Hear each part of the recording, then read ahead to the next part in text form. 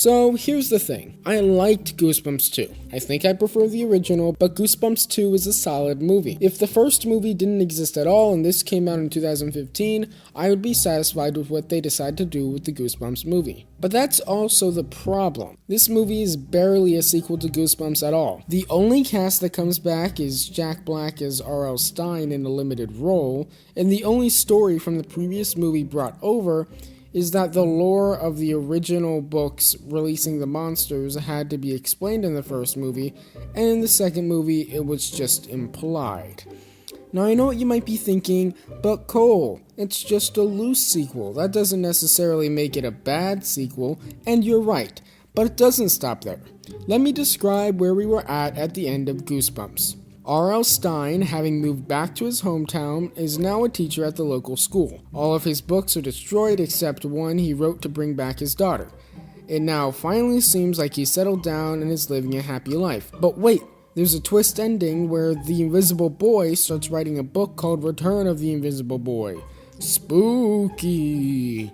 Now, here's the situation in Goosebumps 2, which takes place in the same hometown of R.L. Stine. Not only is he no longer a teacher at his school, but he now is once again living secluded. Now he lives miles away by himself, seemingly, because his daughter has mysteriously disappeared. He's now a recluse like he was at the beginning of the first movie. Also, he's apparently started writing again because he has a whole bookshelf of manuscripts in this mysterious log cabin out in the middle of the woods. What happened? Did the Invisible Boy force R.L. Stine to start writing Goosebumps Horrorland, or else he would kill Hannah, and then he killed Hannah anyway, and then Stine decided to move away and not bring his daughter back to life?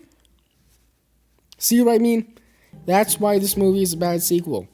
It feels like a soft reboot, like it technically exists in the same universe as the first one, and you could reason that stuff has happened that puts the characters from the first movie in the situations that they are now in, but it's not really a sequel.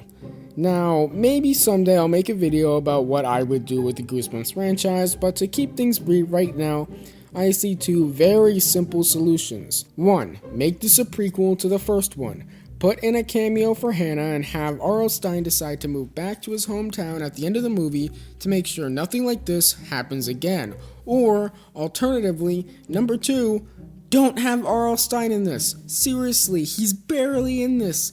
He's basically just the butt of a joke that he arrives too late for him to actually do anything other than give the hero a pep talk. Just take him out and say it takes place at a town where R.L. Stine used to live. I think this happened because they weren't sure if Jack Black was returning, so they wrote 2 scripts that were very similar, but one had Jack Black in it a little bit.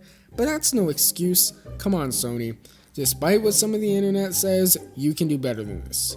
I hope you liked the video, blah blah blah, subscribe, blah blah, bye.